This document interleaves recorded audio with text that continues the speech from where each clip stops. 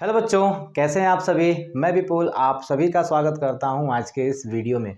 बच्चों, जैसा कि हमारा ये फिजिक्स का टॉपिक चल रहा था और फिजिक्स में जो है हम यहाँ पे पढ़ने वाले हैं जी कि नया टॉपिक जिसका नाम है पूर्ण आंतरिक परावर्तन। और क्लास 12th के एग्जाम में एक बहुत ही महत्वपूर्ण टॉपिक हो सकता है, क्योंकि एग्जाम यहाँ से क्वेश्चन पूछे जाते हैं बच्चों, ठीक है ना। तो आइए इसको पूरे बेसिक के साथ देखने वाले हैं। बच्चों, अगर आप चैनल पर नए होंगे तो चैनल को सब्सक्राइब कर दीजिएगा, वीडियो को शेयर और लाइक जरूर करिएगा। अगर वीडियो अच्छा लगेगा तो एक प्यारा सा सुंदर सा कमेंट करके आप जो है थोड़ा सा मोटिवेशन, हम चूँकि देखिए हमें क्या है ना, हमें केवल आपका एक लाइक और कमेंट जो है अच्छा सा हमें एक मोटिवेट करता है कि हम आपके लिए एक अच्छी वीडियो लेके आए बच्चों, ठीक है ना। तो आइए यहाँ पे समझने का प्रयत्न करता हूँ। एमसीक्यू के आज के बाद जो है क्रांतिक कोण और पूर्ण आंतरिक परावर्तन आपको कभी दिक्कत नहीं करेगा बच्चों, ठीक है ना। चलिए सबसे पहले हम करेंगे क्या यहाँ पे बच्चों, सबसे पहले जो है हम एक दो माध्यमों की कल्पना करेंगे, ठीक है। कल्पना क्या करना, दो माध्यम को लेना ही है, ठीक है बाबू। हम यहाँ पे दो माध्यम लेते हैं। याद रखना है, जब दो माध्यम आपने लिया होगा बच्चा तो आप कहेंगे कि ये होगा नीचे वाला सघन माध्यम, ठीक है ना। सघन माध्यम, सघन माध्यम होगा और ऊपर वाला हो जाएगा आपका विरल माध्यम बाबू, ठीक है ना। विरल माध्यम हो जाएगा। इतना बात समझ आ रहा है। अब यहाँ पे दो तीन चीज़ें आपको देखनी है। मैं आपको चार कंडीशंस रखूंगा, चारों कंडीशन में आपको समझाने का प्रयत्न करूंगा कि इसमें पूर्ण आंतरिक परावर्तन क्या है, क्रांतिक कोण क्या है, किस प्रकार से हम जो है पूर्ण आंतरिक परावर्तन को डिफाइन करेंगे बच्चों, ठीक है। तो सुनिए यहाँ पे, अगर हम देखेंगे यहाँ पे, अगर हम एक प्रकाश बेटा ऐसे लेके जाएं, ठीक है ना। सघन माध्यम से कोई प्रकाश अगर हम इस प्रकार से लेके जाएंगे तो आप सभी को पता है कि इसका जो अभिलंब होगा, आप सभी को पता है बच्चों कि वो अभिलंब जो है इस प्रकार से होगा, ठीक है बच्चों। अभिलंब इस प्रकार से होगा।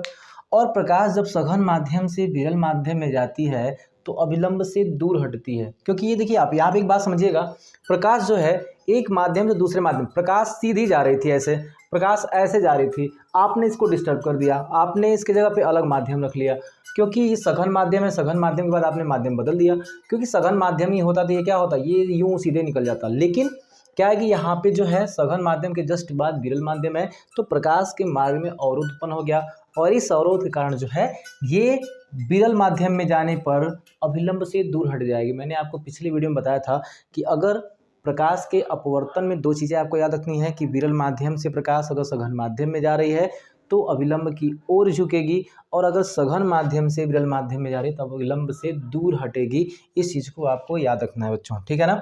तो यहाँ पे जाना तो चाहिए था इस मार्ग पे, लेकिन ये चली जा रही है इस मार्ग पे बच्चों, ठीक है ना। जाना चाहिए था सीधे, लेकिन ये चली गई इधर।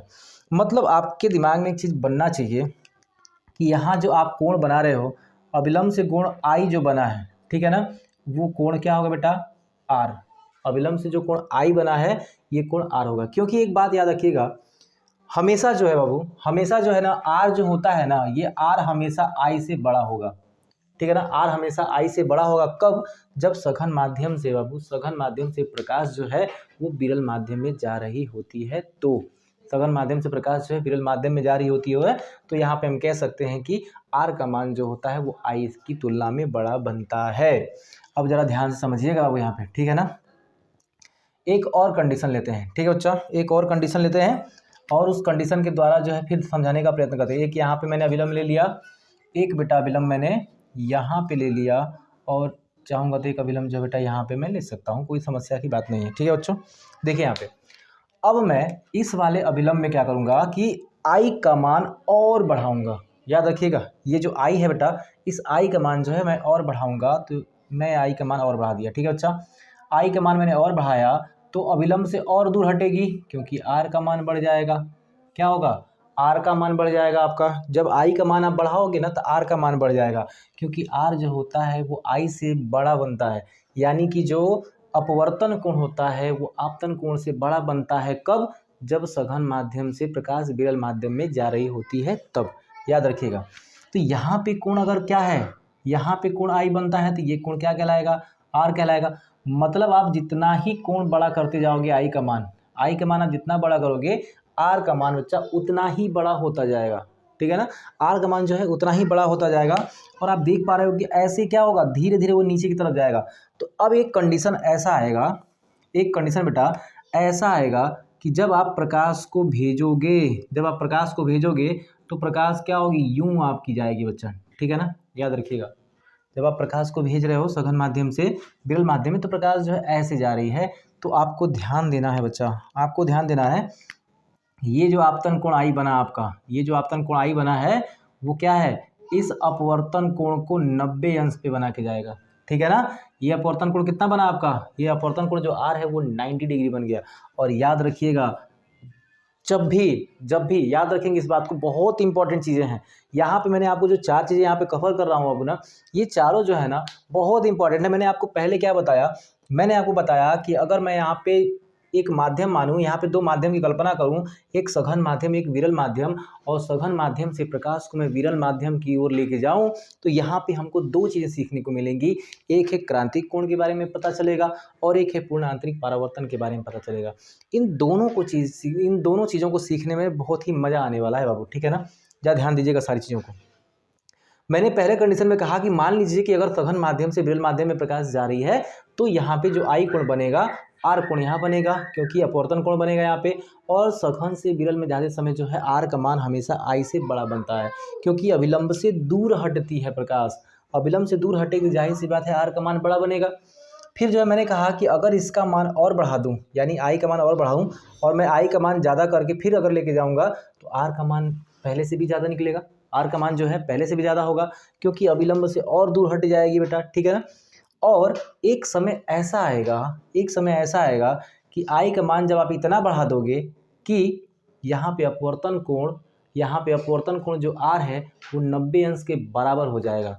और जब ये अपवर्तन कोण आर 90 अंश के बराबर हो गया तो आप कहिएगा कि अब ये आई नहीं है, ये जो आपका आई है वो आई ना होकर के सी के बराबर होगा। और ये सी क्या है, ये सी बेटा है आपका क्रांतिक कोण, ठीक है ना। क्रांतिक कोण है बच्चों, ठीक है ना, क्रांतिक कोण है बेटा, ठीक है ना, क्रांतिक कोण है, याद रखिएगा। यानी कि आपको समझ में क्या आ गया, समझ में बच्चा ये आ गया आपको कि जब भी कोई पूछेगा कि डेफिनेशन क्या है क्रांतिक कोण का, परिभाषा क्या है क्रांतिक कोण का, तो आप सीधे सीधे बता पाओगे कि ऐसा आपतन कोण सघन माध्यम से विरल माध्यम में जाती हुई प्रकाश का वह आपतन कोण जिसके परावर्तन कोण का मान 90 अंश अपवर्तन कोण का मान 90 अंश हो, वह कोण जो कहलाता है क्रांतिक कोण कहलाता है बाबू, ठीक है ना। एक बार फिर से सुनेंगे कि सघन माध्यम से विरल माध्यम में जाती हुई प्रकाश का वह आपतन कोण जिसके अपवर्तन कोण का मान 90 अंश हो, उसे हम क्रांतिक कोण कहते हैं। क्या कहते हैं बेटा, क्रांतिक कोण कहते हैं, ठीक है ना। अभी आगे इसको थोड़ा सा और देख लीजिए। यहाँ पे जब हम यहाँ पे क्रांतिक कोण कहते हैं बेटा ना, तो आप जानते होंगे कि स्नेल के नियमानुसार अगर मैं इसे माध्यम 1 मानूँ और माध्यम 2 मानूँ, ठीक है बच्चों, ज़्यादा ध्यान दीजिएगा। अगर मैंने जो है विरल माध्यम को पहला माध्यम मान लिया और इसे दूसरा माध्यम मान लिया, तो दूसरे माध्यम के सापेक्ष हमें पहले माध्यम का अपवर्तनांक चाहिए। तो बेटा बताओ ज़रा, तो मैं कहूँगा दूसरे माध्यम के सापेक्ष पहले माध्यम का अपवर्तनांक बराबर क्या होगा, साइन आई बटे साइन आर। ऐसा होगा क्या, ऐसा होगा क्या बच्चों, ठीक है, क्योंकि दूसरे के सापेक्ष पहले का अपवर्तनांक निकाल रहे हैं तो क्या होगा, साइन आई बराबर साइन आर हो जाएगा। तो यहाँ पे एक चीज़ जो है ना आपको बहुत ही कंफर्म रूप में समझना है। यहाँ पे जो है बहुत ही मतलब कह सकते हैं कि रेयर केस में कंफर्म रूप से समझना क्या चीज़ें हैं कि आर का मान कितना है। आर का मान बेटा यहाँ पे 90 डिग्री है और आई का मान वो क्या है, क्रांतिक कोण के बराबर है। तो आप कह सकते हैं कि जो दूसरे माध्यम के सापेक्ष जो पहले का अपवर्तनांक है, चूँकि साइन 90 का मान क्या होता है बेटा, साइन 90 का मान जो है 1 हो जाता है। साइन 90 का मान क्या होता है, 1 हो जाता है। तो आप कह सकते हैं कि 2n1 बराबर क्या हो जाएगा, साइन सी हो जाएगा। और सी क्या है, क्रांतिक कोण है। सी क्या है बेटा, क्रांतिक कोण है। अगर यहीं पे आप पहले माध्यम के सापेक्ष दूसरे का अपवर्तनांक लेना चाहेंगे 1n2 करेंगे तो ये उल्टा हो जाएगा, 1/में साइन सी हो जाएगा बच्चों, ठीक है ना, 1/में साइन सी हो जाएगा। तो चीज़ों को आपको ना मतलब डीपली नहीं जाना है, बस आपको चीज़ों को पकड़ के रखना है कंसेप्ट से। यहाँ पे मैं रटवा नहीं रहा हूँ बेटा, यहाँ पे सारी की सारी जो है कंसेप्ट मैं आपको दे रहा हूँ ताकि वो जो कंसेप्ट आपके दिमाग में रहेगा ना तो एग्ज़ाम में बहुत अच्छे से डिफाइन करके आओगे, मज़ा आएगा सारी चीज़ों में, ठीक है ना। ये चीज़ें लिखना है आपको, ठीक है ना। अब आगे चलते हैं। अब क्रांतिक कोण तो हो गया। क्रांतिक कोण सघन माध्यम से विरल माध्यम में जाती हुई प्रकाश का वह आपतन कोण होता है वह आपतन कोण होता है जिसके अपवर्तन कोण का मान 90 अंश हो, उसे क्रांतिक कोण कहते हैं। बात समझ में आई? चलिए अब जो है, अब क्या करेंगे, जरा ध्यान दीजिएगा। अब हम आई का मान और बढ़ाएंगे। क्या करेंगे? आई का मान और बढ़ाएंगे।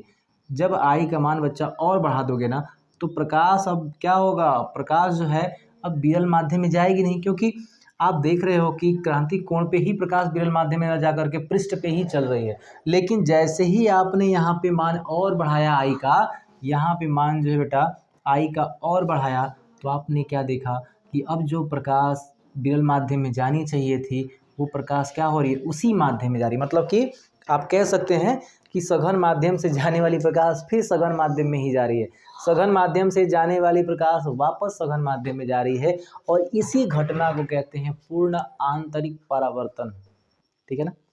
क्योंकि आपके दिमाग में चल रहा होगा ना कि हम तो अपवर्तन पढ़ रहे हैं, परावर्तन कहाँ से आएगा, क्योंकि आई का मान सघन माध्यम से विरल माध्यम में जाते समय, क्योंकि पूर्ण आंतरिक परावर्तन कब दिखता है, जब हमें सघन माध्यम से विरल माध्यम में प्रकाश को भेजते हैं। बहुत सारे उदाहरण भी हैं, सारे उदाहरणों को भी यहाँ पे देखेंगे बच्चों, कैसे वो काम करते हैं सारी चीज़ें।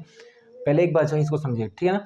सघन माध्यम से विरल माध्यम जब प्रकाश जाती है, तो सघन माध्यम से प्रकाश विरल माध्यम में जाते वक्त जो है वो अपने मार्ग से, याद रखिएगा, अपने मार्ग से विचलित जरूर होती है, लेकिन ये विरल माध्यम में जा ही नहीं रही है प्रकाश, क्योंकि इसका जो हमने आपतन कोण रखा है क्रांतिक कोण से ज़्यादा रखा है। और किसी भी, याद रखिएगा, सघन माध्यम से विरल माध्यम में जाते हुए किसी भी प्रकाश का उसके उस माध्यम के क्रांतिक कोण से, उस माध्यम के क्रांतिक कोण से अगर आपने ज़्यादा कोण पे भेजा है प्रकाश को, तो जाहिर सी बात है कि वो बाहर निकल के नहीं आएगी, यानी कि वो एक माध्यम से दूसरे माध्यम में न जा करके वो उसी माध्यम में वापस आ जाएगी। बात समझ में आई? यानी हमें जो है पूर्ण आंतरिक परावर्तन की घटना प्राप्त करने के लिए 2 कंडीशन तो मुख्यतः रूप से याद करना पड़ेगा। पहला कि सघन माध्यम से विरल माध्यम में प्रकाश जानी चाहिए, एक कंडीशन तो ये हो गया। दूसरा कंडीशन बेटा ये होना चाहिए कि जिस माध्यम में है उस माध्यम के क्रांतिक कोण से ज़्यादा कोण पे, आपतन कोण पे अगर आप भेजेंगे, तभी आपको जो है यहाँ पे पूर्ण आंतरिक परावर्तन की घटना देखने को मिलेगा। एक बार मैं इसको पूरा समझा देता हूँ, फिर कुछ उदाहरण भी हैं उनको भी लेते चलेंगे बेटा, ठीक है ना? एक बार जो मैं इस पूरी घटना को एक बार फिर से समझाता हूँ। देखिए, हमने प्रकाश का अपवर्तन पढ़ा था, और प्रकाश के अपवर्तन में आपको बताने का प्रयत्न किया था कि प्रकाश एक माध्यम से जब दूसरे माध्यम में जाती है तो अपने मार्ग से विचलित हो जाती है, और यह विचलन होने की घटना को ही प्रकाश का अपवर्तन कहा गया बच्चों, ठीक है ना? और दूसरी बात जब हम बात करेंगे कि मैंने कहा था कि अगर विरल माध्यम से प्रकाश सघन माध्यम में जाती है तो वो प्रकाश अभिलंब की ओर झुक जाती है, ठीक है ना? लेकिन अगर प्रकाश सघन माध्यम से विरल माध्यम में जाएगी तो वो अभिलंब से दूर हट जाती है, ठीक है ना? अभिलंब से दूर हट जाती है। बेटा एक बात याद रखिएगा, अगर विरल माध्यम से सघन माध्यम में जा रही है तो वहाँ पे तो आई बड़ा होगा, वहाँ पे क्या बड़ा होगा बेटा, वहाँ पे आई बड़ा होगा आर से, वहाँ आई बड़ा होगा किससे बेटा, आर से। ये कब होगा, ये कंडीशन कब बनेगा, यानी कि आई क्या है, आपतन कोण है, आर जो है आपका परावर्तन कोण है, सॉरी अपवर्तन कोण है। आपतन कोण, अपवर्तन कोण, बेटा ये कब होगा, जब प्रकाश विरल माध्यम से सघन माध्यम में जा रही होगी, और ये कब होगा, जब प्रकाश सघन माध्यम से विरल माध्यम में जा रही होगी। अब बात समझ में आ रही है ना? और एग्जामिनर यहाँ से एक प्यारा सा क्वेश्चन बना सकता है कि यदि प्रकाश सघन माध्यम से विरल माध्यम में जा रही है तो आपतन कोण और अपवर्तन कोण के मध्य निम्न में से कौन सा संबंध बन सकता है। आई बड़ा होगा आर से, पहला, आर बड़ा होगा आई से, दूसरा, आर बराबर होगा आई के, तीसरा, या इनमें से कोई नहीं। बात समझ में आ रही है ना? इनमें से कोई नहीं। तो यहाँ तो जो है ना, अगर आपको कंसेप्चुअली अगर पता है तो उस क्वेश्चन को देखना है और सीधे मार देना आंसर, ठीक है? अब ऐसे चीज़ें होती हैं। अब देखो यहाँ पे फिर मैंने कहा कि अगर सघन माध्यम, मैंने एक माध्यम यहाँ माना सघन, दूसरा माना विरल, सघन माध्यम से प्रकाश कहाँ जा रही है, विरल माध्यम में। अगर प्रकाश सघन माध्यम से विरल माध्यम में जा रही है, अगर प्रकाश सघन माध्यम से विरल माध्यम में जा रही है तो अभिलंब से दूर हटेगी। तो हमने मान लिया कि सघन माध्यम में जो आपतन कोण था आई है, तो यहाँ पे जो अपवर्तन कोण होगा वो आर बनेगा, ठीक है? अगर हम यहाँ पे क्या करें कि यहाँ पे आई की मान और बढ़ाएं, आई का मान और बढ़ाएं, मतलब आपतन कोण का मान बच्चा और बड़ा करें। जब आपतन कोण का मान बेटा और बड़ा होगा तो जाहिर सी बात है अपवर्तन कोण का मान भी बढ़ेगा, यानी कि प्रकाश अब पहले की तुलना में अभिलंब से और दूर हट के जाएगी, अभिलंब से और दूर हट के जाएगी, ठीक है ना। जब प्रकाश अभिलंब से और दूर हट के जाएगी बच्चा, तो एक बात आप यहाँ पे फिर समझिएगा कि वापस से आई जितना बड़ा करेंगे उतना बड़ा आर होगा। ऐसे ही बड़ा करते करते एक कोण ऐसा भी आएगा, एक समय ऐसा भी आएगा कि जब आई का मान इतना बड़ा कर चुके होंगे आप, आई का मान इतना बड़ा कर चुके होंगे, इतना ज़्यादा कर चुके होंगे कि उसका आर जो है यानी उसका जो अपवर्तन कोण है वो 90 डिग्री बनने लगे।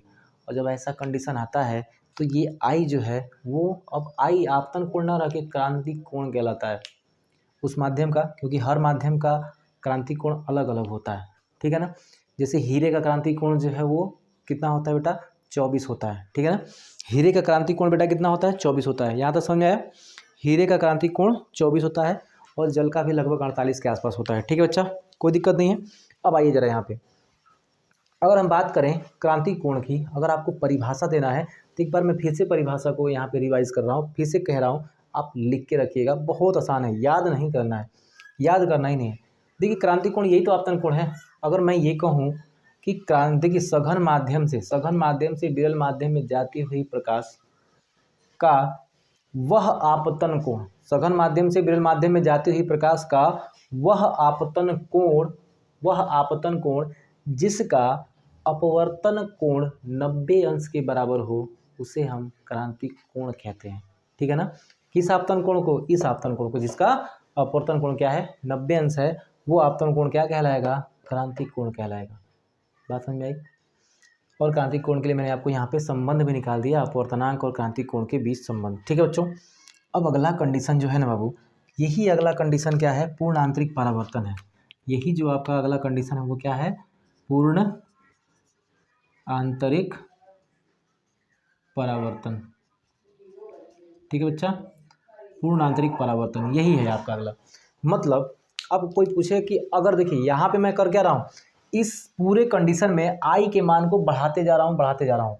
आई के मान जब मैं बढ़ाते गया तो तीसरे कंडीशन में मुझे क्रांतिक कोण मिल गया जब अपवर्तन कोण का मान 90 डिग्री हो, लेकिन आई का मान और बढ़ा दूँ यानी क्रांतिक कोण से ज़्यादा रखूँ। जब आई का मान क्रांतिक कोण से ज़्यादा रखेंगे तो फिर प्रकाश जो है अपने ही माध्यम में लौट आती है वापस। देखिए सघन माध्यम में गई और सघन माध्यम में वापस आई, क्योंकि लाइन के उस पार तो विरल माध्यम है, विरल माध्यम में गई ही नहीं। मतलब एक बात पता चल गया कि कोई पूछेगा कि पूर्ण आंतरिक परावर्तन की घटना की व्याख्या कीजिए तो आप पूरा चीज़ लिख देंगे फिगर के साथ, और आप वहाँ पे लिखेंगे, परिचय में लिखेंगे पूर्ण आंतरिक परावर्तन वह परावर्तन होता है, प्रकाश वह परावर्तन होता है जिसमें सघन माध्यम से विरल माध्यम में जाती हुई प्रकाश का आपतन कोण क्रांतिक कोण से ज़्यादा होता है, उस घटना में जो है पूर्ण आंतरिक परावर्तन होती है, ठीक है बच्चों। उस कंडीशन में क्या होता है, पूर्ण आंतरिक परावर्तन होता है, यानी कि क्रांतिक कोण के अगर बराबर कर देंगे इसका कोण तो फिर तो 90 डिग्री बनाएगा। फिर उस माध्यम में आई कहाँ रहा है, वो तो न इस माध्यम में न इस माध्यम में, वो तो लाइन पे ही चल रहा है, ठीक है ना। क्रांतिक कोण से कम होगा तो सीधे सीधे विरल माध्यम में निकल जाएगा, लेकिन क्रांतिक कोण से थोड़ा भी ज़्यादा होगा ना तो ये सीधे सीधे कहाँ चलाएगा, वो उसी माध्यम में चलाएगा। बात समझ में आई, उसी माध्यम में आ जाएगा। तो इन चीज़ों को आपको एकदम ध्यान से देखना है। इसके 2-4 एग्जाम्पल भी आपको मैं बता देता हूँ ताकि जब 2-4 एग्जाम्पल आप लिए रहोगे ना तो आपको कोई समस्या ही नहीं आएंगी, ठीक है बच्चा, आपको कोई जो है समस्या नहीं आएगी। इसको मैं मिटा देता हूँ, ठीक है। एक बार अगर आपका स्क्रीनशॉट चाहिए तो इसका स्क्रीनशॉट ले लीजिएगा, आगे चलते हैं।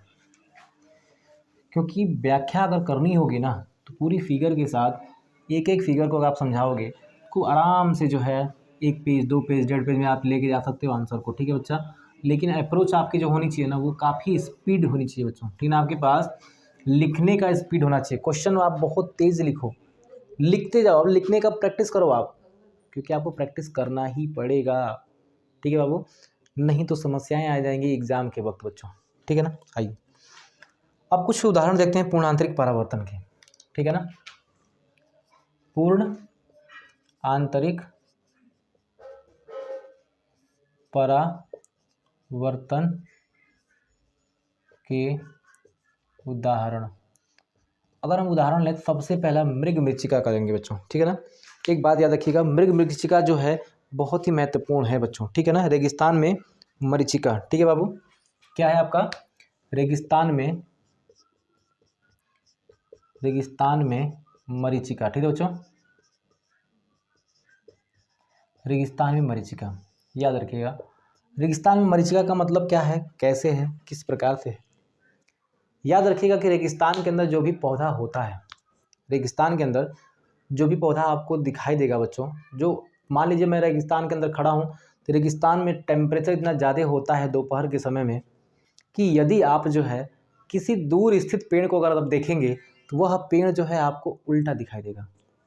वह पेड़ कैसा दिखाई देगा बेटा? उल्टा दिखाई देगा। और इसका मेन कारण क्या है? पूर्ण आंतरिक परावर्तन। कहोगे सर ये कैसे संभव है? वहाँ कैसे जो है पेड़ के पास जो है किस प्रकार से सघन माध्यम और विरल माध्यम उत्पन्न होगा? वो तो पूरा का पूरा हमको वायु दिखाई दे रहा है, और वायु के अंदर कैसे सघन माध्यम विरल माध्यम दो माध्यम कैसे बन सकते हैं? मैं कहूँगा बेटा रुको, थोड़ा सा रुको और मैं आपको बताने का प्रयास करता हूँ, ठीक है ना। देखो, मान लेता हूँ कि यहाँ पे कोई पेड़ है, ठीक है बेटा, यहाँ पे कोई जो है आपका पेड़ है, ठीक है बच्चा, ये कोई पेड़ है आपका, याद रखिएगा इसको, और ये आपका ज़मीन है, ठीक है।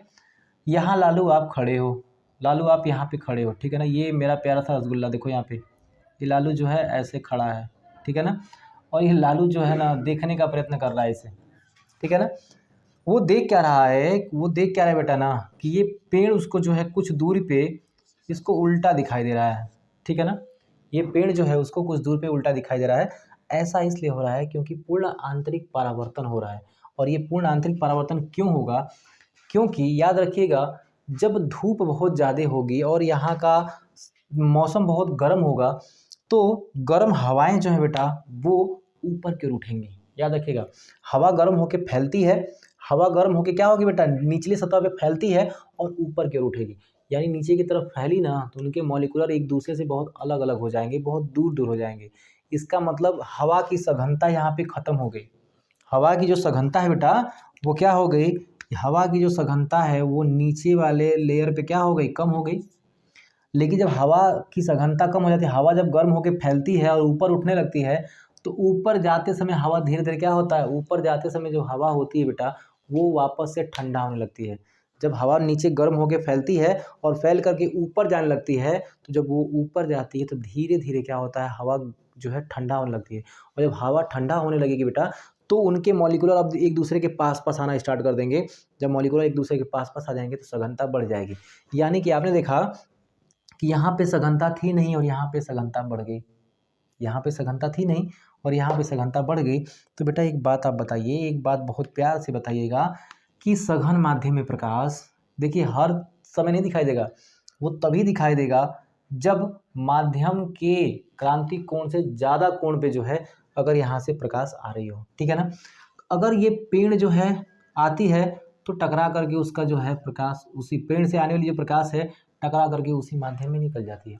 पेड़ से आने वाली प्रकाश टकरा करके बेटा उसी माध्यम में निकल जाती है। इसका पूरा का पूरा श्रेय जो है आप कह सकते हैं कि ऊपर सघन वायु थी, नीचे विरल वायु थी। मतलब अब वायु में ही माध्यम एक ही है लेकिन सघनता में अंतर हो गया।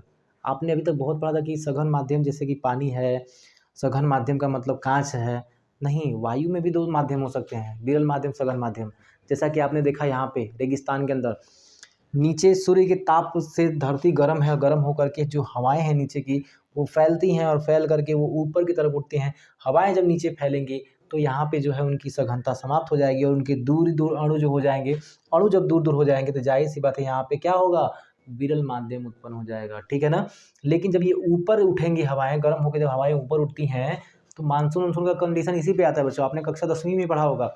जब ये ऊपर उठती है बेटा ना तो ऊपर उठने के बाद हवाओं में सघनता ज़्यादा हो जाती है, ठीक है बच्चों, क्योंकि अणु पास पास आते हैं और हवाएं ठंडी होने लगती हैं, ठीक है बच्चा।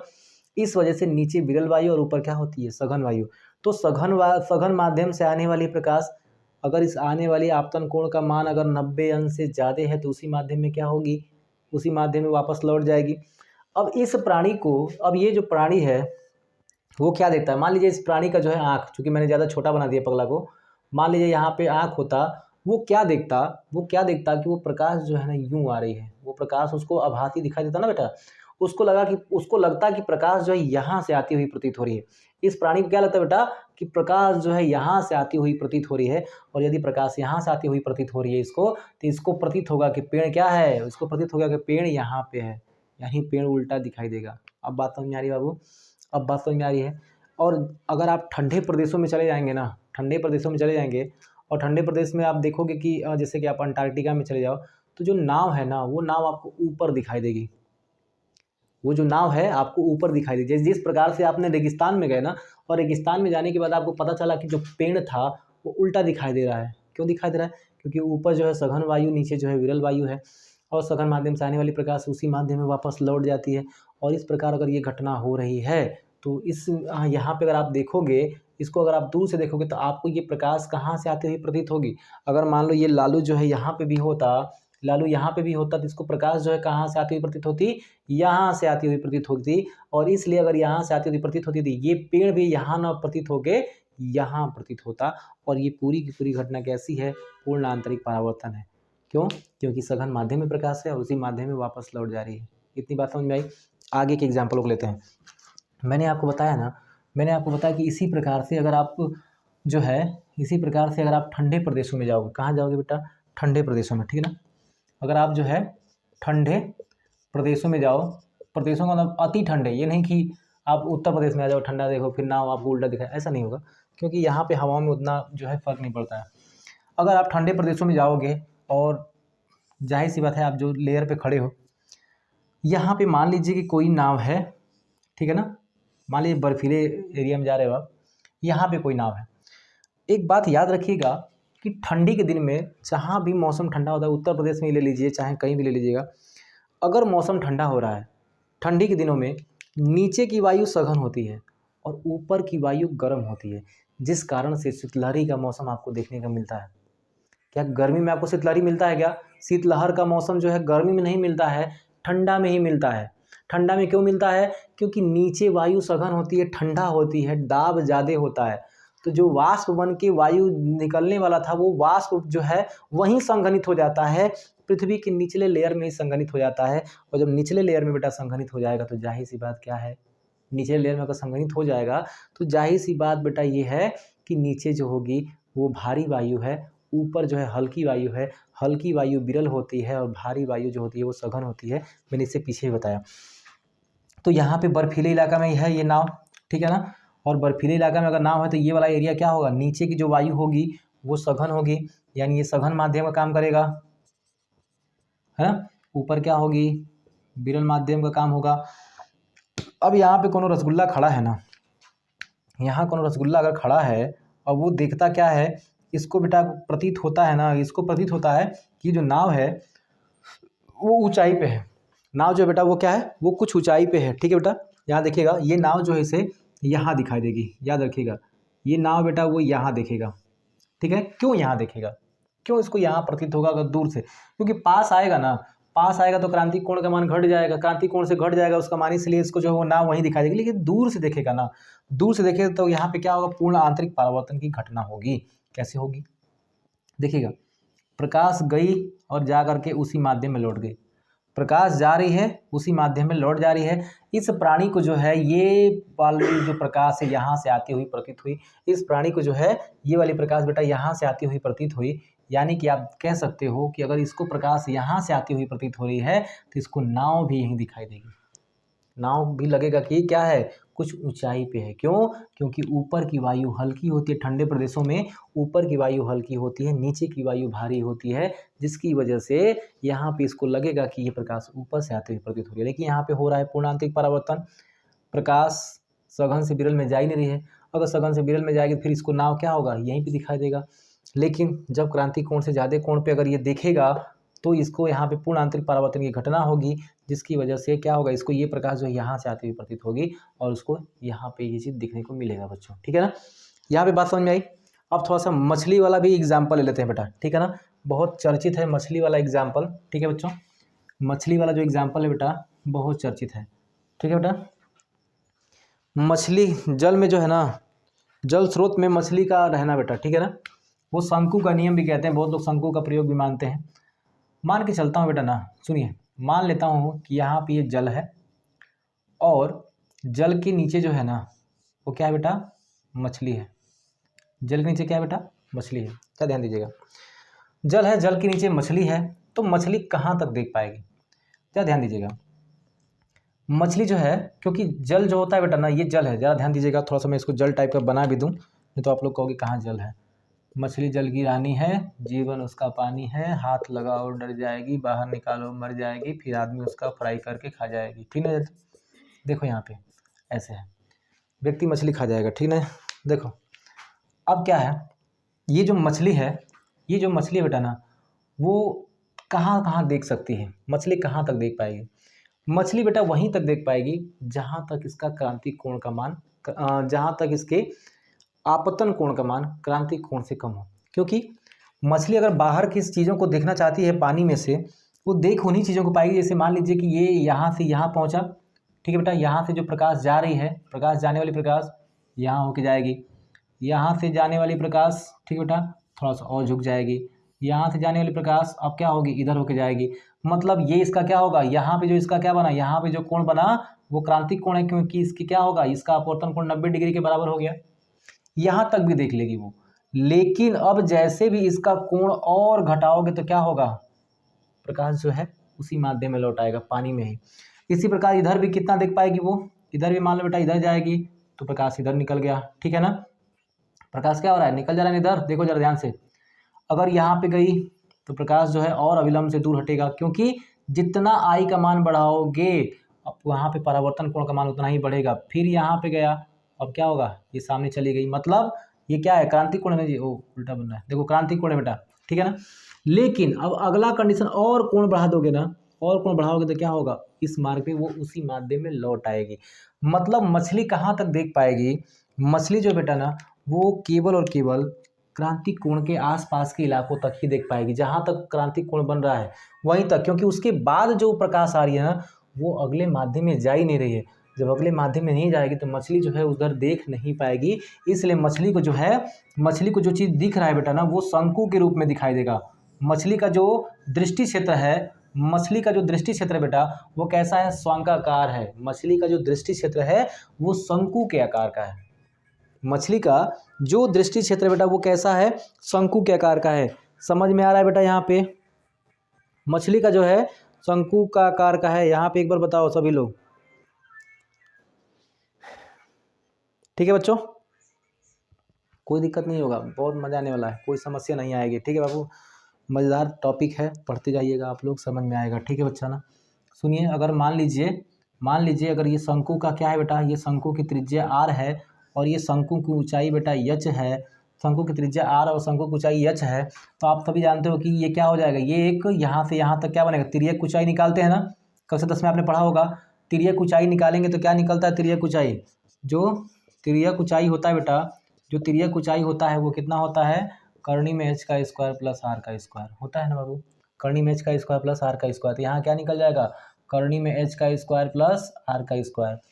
और अगर आप साइन थीटा लेके चलोगे, याद रखिएगा साइन थीटा लेके चलोगे बाबू, क्योंकि अगर मान लें ये थीटा कोण बना है तो थीटा के सामने वाला कोण क्या होता है, लंब होता है, और 90 अंश के सामने वाला कोण क्या होता है, कर्ण होता है। तो आप जानते हो बेटा यहाँ पे कि क्या होगा, साइन थीटा, क्योंकि आप देखो यहाँ पे ये क्रांतिक कोण है ना जी, यहाँ पे जो कोण बन रहा है, यहाँ से जो कोण बन रहा है इस पे वो क्रांतिक कोण है, क्योंकि यहाँ से 90 डिग्री हो रहा है। तो क्रांतिक कोण C बराबर क्या होगा, साइन लंब बटा में कर्ण, यानी कि r बटा में कर्णी में क्या हो जाएगा, h square plus r square, ठीक है ना। इसको भी आप याद रखेंगे बेटा, याद रखेंगे नहीं रखेंगे आप, यहाँ पे याद रखिएगा, इसको मजा आएगा पूरा, ठीक है ना। और एक बात याद रखिएगा, जब सघन माध्यम से प्रकाश विरल माध्यम में जाती है तो जो अपवर्तनांक है, अपवर्तनांक मैंने आपको कहा था ना कि साइन C बराबर क्या है, 1/n, अभी लेके आए थे बेटा हम लोग, ठीक है ना।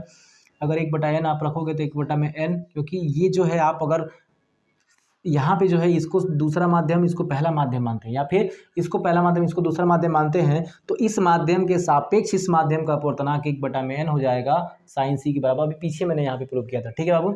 और यहाँ पे ये क्या हो जाएगा, r बटा में कर्णी में h square plus r square, कोई समस्या नहीं है यहाँ पे, ठीक है ना। अगर चाहोगे तो आप जो है आराम से यहाँ पे जो है मान निकाल सकते हो, कोई दिक्कत ही नहीं है, ठीक है बाबू।